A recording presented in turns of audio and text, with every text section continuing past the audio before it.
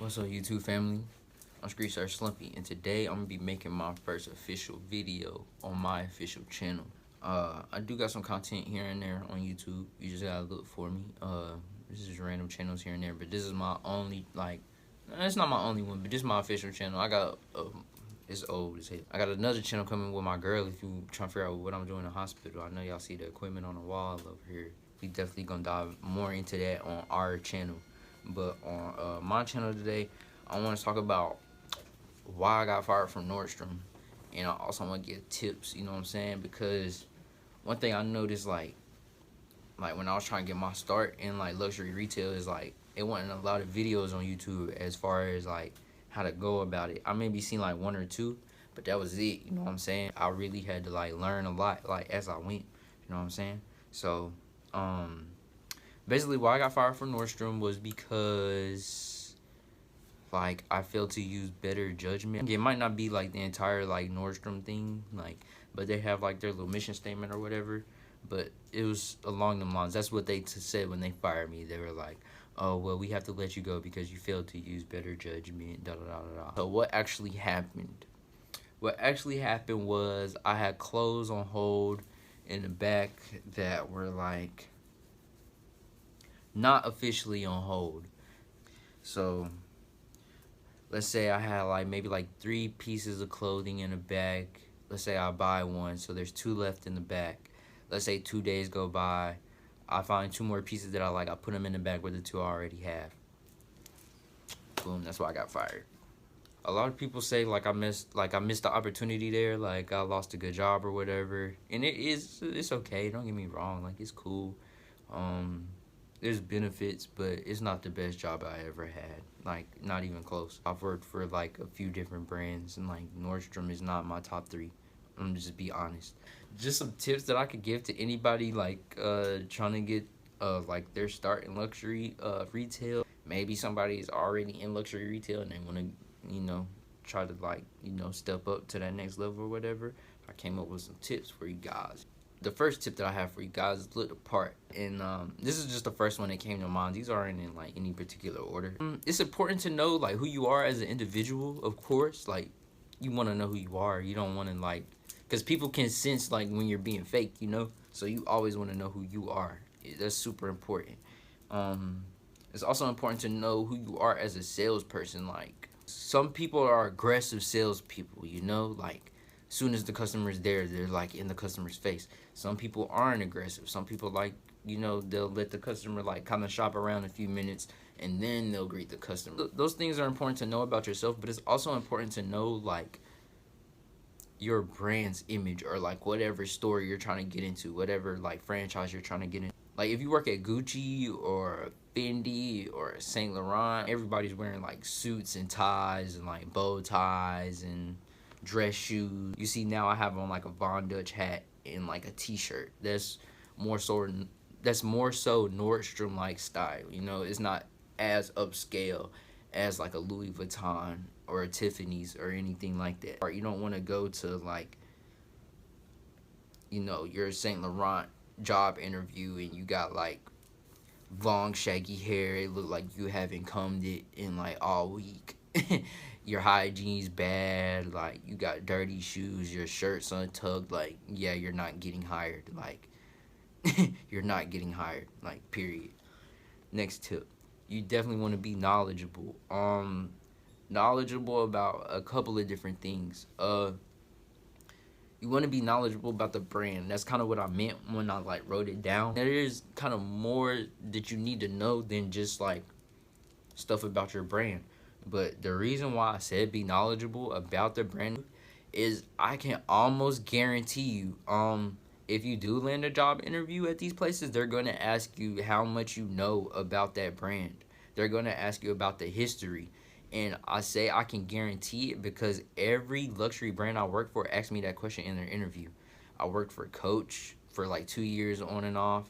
I worked for Saks Off Fifth. It's like Saks Fifth Avenue, but it's not as expensive, long story short. I worked for Hugo Boss before, and I worked for Nordstrom, which is what I just got done telling you guys about. And every single last one of those places asked me how much I knew about that brand, like in the job interview. I swear to you. So you definitely want to like do some research before you like, before you get there. Personal story.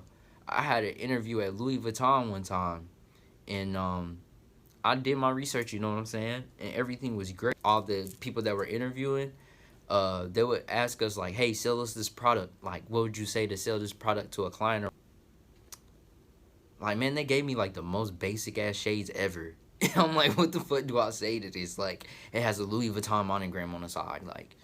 Like every fucking Louis Vuitton sunglass doesn't have a Louis Vuitton monogram on the side. I would definitely just study whatever brand you're trying to get into.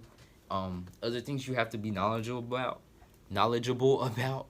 You're gonna have to know how to like measure people. Like, you're gonna have to be able to like tape measure their neck size and their waist size and their sleeve size and their chest size, things like that. So you're definitely gonna want to know like some like at least a basis point, because they'll train you on these things, don't get me wrong. Another thing that could really help to be knowledgeable about is like how to pin, as far as like hemming and tapering goes. Like if you know how to pin somebody, like kind of like make it look tapered and then kind of like talk to a tailor and then have the tailor do it from there. Or if you're just like that and you're a tailor, you know what I'm saying? Cool. But you definitely want to be knowledgeable about those kind of things. The third tip, and this is huge. This is probably like, if I had to put these in chronological order, this would probably be number one. And that is network. Networking is super important, especially when you get into luxury retail. You can network with people at like different stores. I work at Coach.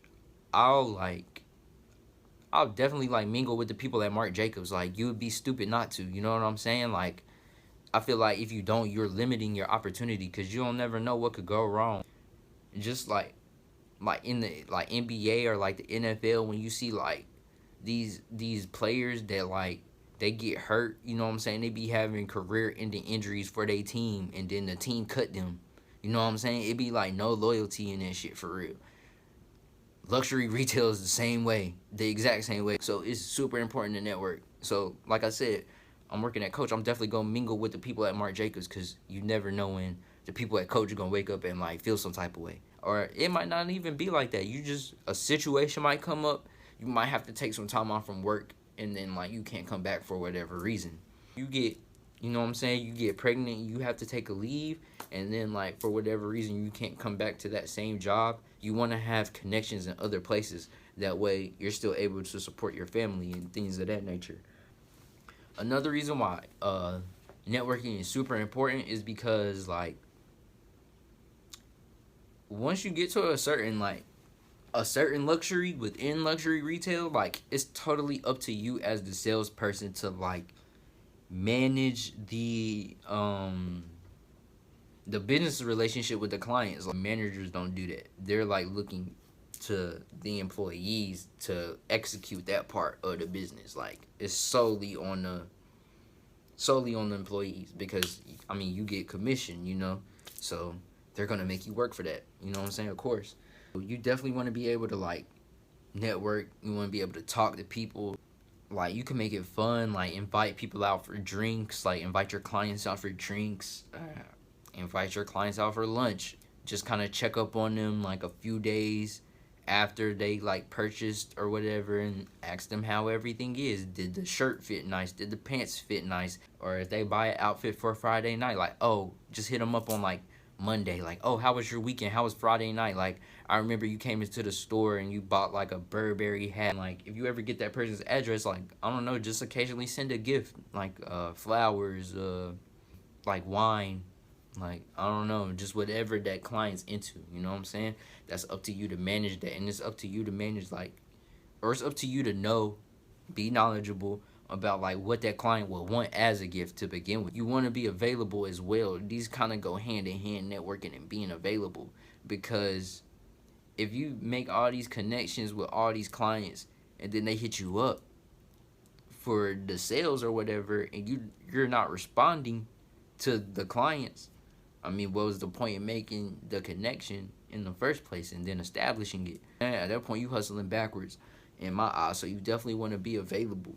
And also, like, man, like, just be available is like, as far as scheduling, like that probably, like, at one point in time, it probably made or broke me, was the fact that I was always like available to work. Like, I'm picking up any shifts I can. Like, people got empty shifts, I want that, because you know what I'm saying, I was just hungry at the time. This was before I was really getting commission. I was in luxury retail, but I wasn't getting commission yet, and I was hungry to show them people, like, bro, I can sell. Like, y'all trying to put me in a box. Like, y'all got me at the cash register like 6 hours a day. Bump that. No, ain't nobody trying to goddamn sit at goddamn computer all day, bro. If I want to sit at a computer all day, I'll take my black ass home, bro.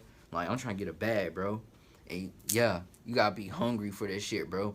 You gotta be hungry. Gotta be hungry. Like, there's no way around it.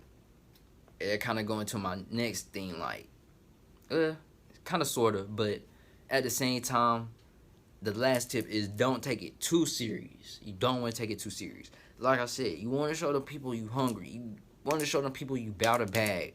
You know, you want another bag. You bout a bag and you want another one. That's the energy. Yeah, I'm coming in there like that. But at the same time, you don't want to take it that serious to the point where you stealing other people's sales, you stealing other people's clients. You know what I'm saying? You messing up the flow of the business, because then people get to looking at you kind of, sideways or whatever. That's one thing that I wish I would have been more aware of, like, before I got started into, like, the whole commission-based side of things. Like I said, I did luxury retail for a couple of years before I was really getting commission off of it, because I was just, like, a cashier or whatever. But, yeah, like, I wish I knew, like, bro, it's really sharks out here. You know what I'm saying? You can adjust over time. It's not nothing that's, like, unbearable, because ain't no nigga finna stop me from getting my money. Like, fuck that, period. But, yeah, it's definitely, like, a challenge at first. It's definitely something you're gonna have to deal with. It's definitely, like, adversity in that. Like, you definitely gonna come across the people if you in this industry, or if you plan to be in this industry. You're gonna come across people that, like, they want every sale for themselves, to the point where it's like, bro, why'd you even hire me? Or, like, why the fuck am I even here? Like, I remember, like, when I worked, I ain't gonna say what brand it is, because I don't want to, you know what I'm saying? I remember, like, clients will walk in and, like, I'll be greeting the client, like, oh, hey, how are you today? And then, like, I'll have my coworker, like, cutting me off, like, mid-sentence, like, trying to steal the sale. You don't never want to take your job that serious. Like, you don't never want to take your job that serious. So, that's my 5 tips for you guys. If you guys care to see more, like, luxury fashion, like, content, let me know in the comments. If you're looking for more tips, let me know in the comments. You can also find me on Instagram, same thing, or, like, same handle, Street Search Lumpy. You can DM me on the gram. You also want to know how to upsell. I'm going to throw that in as a bonus. You want to know how to upsell. And what I mean by upsell is, like, let's say somebody buys a shirt. You want to be able to also sell them a cologne with it. Or, like, a pair of jeans with it. You know? If somebody buys a pair of jeans, you want to be able to sell them a belt to go along with the jean. Or a pair of shoes to go along with the jean. You know? Just as an example. When I worked at Coach, like, Coach is, like, mostly, like, handbags and purses and stuff. It was an emphasis for us to try to sell, like, the bag, of course. But after that, you might want to check out this keychain. Like, it's just, like, a little dope accessory on your handbag. It just makes it pop a little bit more. Or, like, when you actually get to the register, they would tell, like, the cashiers, like, hey, try to sell this leather cleaner. Like, you're buying a $100, $200, like, I was at Coach Outlet at the time, not Coach, like, retail. But, yeah, you're buying a $100 bag, $200 bag. You're gonna want it to last. You're gonna want it to be durable. So, yeah, go ahead and buy this leather cleaner on top of it. It'll hit, like, any stain that you get, just apply this leather cleaner, and it's gone. Like, you know what I'm saying? Just a little quick way to make more money, you know what I'm saying? These businesses love that shit, you know what I'm saying? Just like they love, like, when they be like, oh, how much you know about our brand? Like, what's the history? And then you actually got some history for their ass? Yeah, bro, they love that shit, bro. They eat that shit up every time, bro. So yeah, you definitely want to be able to upsell. But if you guys have any questions or comments, you know what I'm saying, let me know in the comments. Or like I said, you can hit me up on Instagram. Streets are slumpy. And yeah, man, that's it, man. Like I said, that's the point of this video, man. I'm out, cuz.